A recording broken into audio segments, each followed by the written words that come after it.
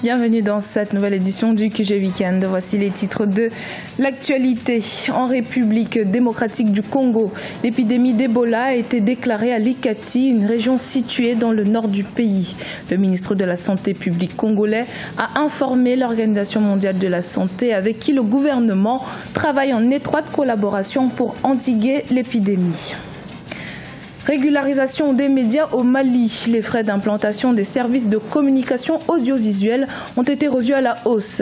Pour la radio, ils sont passés de 800 000 francs CFA à 3 500 000 francs CFA. Et puis le championnat de football tchadien a repris avec un nouveau format ce 7 mai. Désormais 10 équipes au lieu de 16 auparavant s'affrontent lors de ce tournoi. La République démocratique du Congo doit à nouveau faire face à l'épidémie d'Ebola. En effet, la survenue d'une épidémie du virus a été déclarée à Likati, dans la province du Bas-Ouélé. L'Organisation mondiale de la santé en a été informée par le ministre de la Santé publique congolais, Oli Ilunga Kalenga, vendredi 12 mai. Le ministère de la Santé assure avoir pris toutes les dispositions utiles pour riposter promptement et efficacement à cette nouvelle épidémie de la maladie. On écoute à ce propos Oli Ilunga Kalenga, le ministre de la Santé publique congolais. 9 cas de fièvre hémorragique, dont 2 décès, ont été notifiés dans la zone de santé de Likati, dans le territoire d'Aketi, dans la province du Bas-Ouélé, au nord-est du pays. Des 5 échantillons de sang prélevés chez les cas suspects et analysés à l'INRB hier, jeudi 11 mai 2017, seul un cas s'est révélé positif au virus Ebola, sérotype Zaïre, par technique de PCR.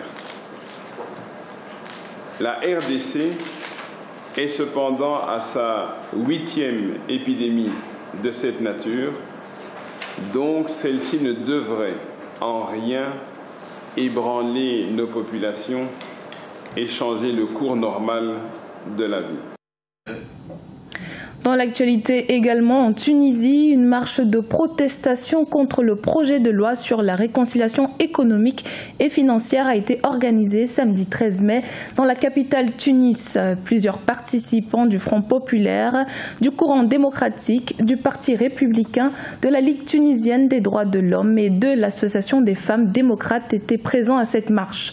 Ils réclament le retrait définitif de ce projet de loi de l'Assemblée des représentants du peuple pour garantir le bon déroulement du processus de réconciliation engagé par les différents mécanismes de la justice traditionnelle. Hausse des frais des chaînes de télévision et de radio au Mali. Les nouveaux barèmes ont été fixés par un décret gouvernemental le 9 mai 2017. Ces stratégies s'appuient sur la volonté manifestée par la haute autorité de la communication de mieux contrôler le secteur de la communication audiovisuelle. Birama Saonera. Au Mali, le gouvernement instaure les frais d'implantation des médias audiovisuels. Un décret signé le 9 mai 2017 fixe le montant et les modalités de paiement des frais de délivrance de l'autorisation d'établissement audiovisuel. Pour l'implantation d'une chaîne de radio, les montants vont désormais de 800 000 à 3 500 000 francs CFA. Pour la télévision, les frais sont de 2 700 000 à 5 500 000 francs CFA.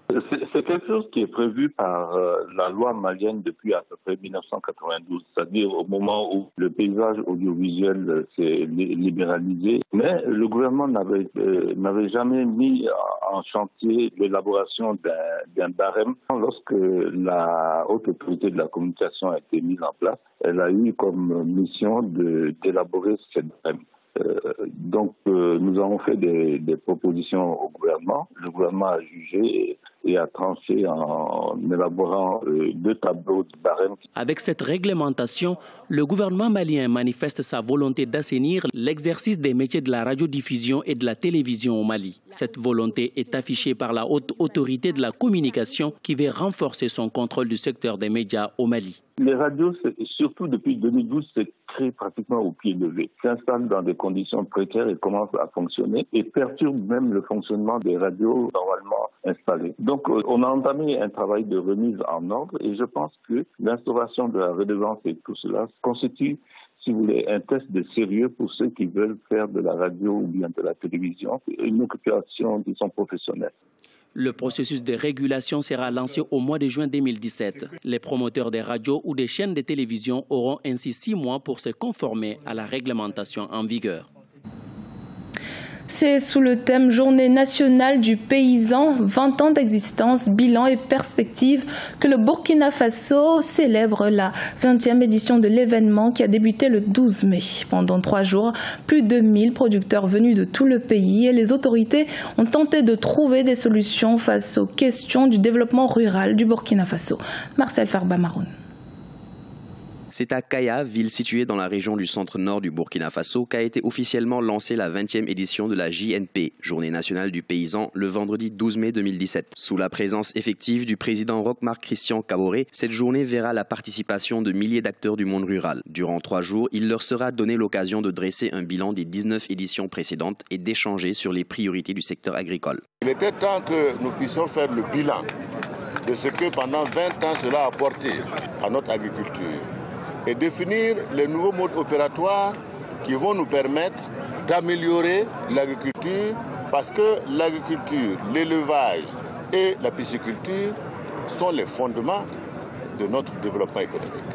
Donc nous nous devons de consacrer nos efforts à son développement. Au cours de la cérémonie officielle d'ouverture, les producteurs et acteurs du monde rural ont été invités à plus de responsabilités pour la réussite de la Journée nationale du paysan. Ainsi, il leur a été demandé de s'impliquer pleinement à la proposition d'une nouvelle formule de ces journées qui doivent aider à l'atteinte de l'autosuffisance alimentaire dans ce pays sahélien où la pluviométrie est inégalement répartie dans le temps et dans l'espace. 20 ans d'expérience, évidemment les choses évoluent et nous le faisons toujours sur l'ancien format. Donc il est nécessaire quand même à un certain moment de voir pour pallier, réadapter la cérémonie aux réalités. Lors de cette journée du paysan burkinabé, le président Roch Marc Christian Kaboré a procédé à l'inauguration de la foire de la Journée nationale du paysan où l'on a pu découvrir les productions agricoles, pastorales et halieutiques. À noter que le Burkina Faso est un pays où l'agriculture occupe plus de 80% d'une population active de plus de 18 millions d'habitants. Reprise du championnat national tchadien de football. En raison des difficultés financières que traverse le pays, le format de cette compétition a été modifié. Désormais, 10 clubs contre 16 auparavant compétiront dans ce tournoi. Reportage de notre correspondant Mahamat Ramadan. Commentaire Idelette Mirabel Bisson. Après être suspendu pour des raisons techniques et financières, le championnat national de football édition 2016-2017 a repris cette semaine sous un format recommandé par la FIFA. D'après cette nouvelle formule, les clubs doivent passer par un tournoi éliminatoire pour se qualifier au championnat national. Selon la Fédération tchadienne de football, l'objectif de cette nouvelle formule recommandée par la FIFA est de limiter à 10 le nombre de clubs devant participer au championnat national. Il faut rappeler que le championnat national compte régulièrement 16 clubs de football qui rentrent chaque année en compétition. Dans la zone 1, on prend les 4 premiers, la zone 2, on prend les 3 premiers et la zone 3 aussi, les 3 premiers. Donc ça fait 10 qui feront, comment on appelle ça, les championnats nationaux. En ce qui concerne les officiels, la commission a trié seulement quelques arbitres sur 53 arbitres que la fédération a mis à notre disposition. La commission a trié 21 arbitres uniquement pour ces championnats. Et pour vous dire que nous organisons ces championnats et en même temps les championnats régionaux de la Ligue de football yémen.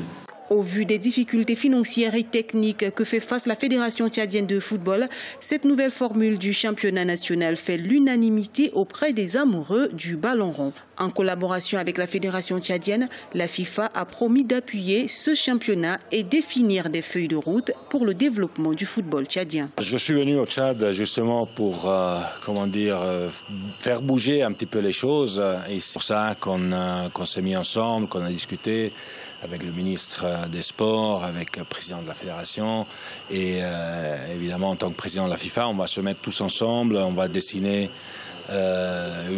vraiment un plan de travail, une feuille de route pour faire en sorte que dans ce pays où il y a un talent incroyable de footballeurs et de supporters de football, on puisse vraiment jouer aussi au football, développer le football.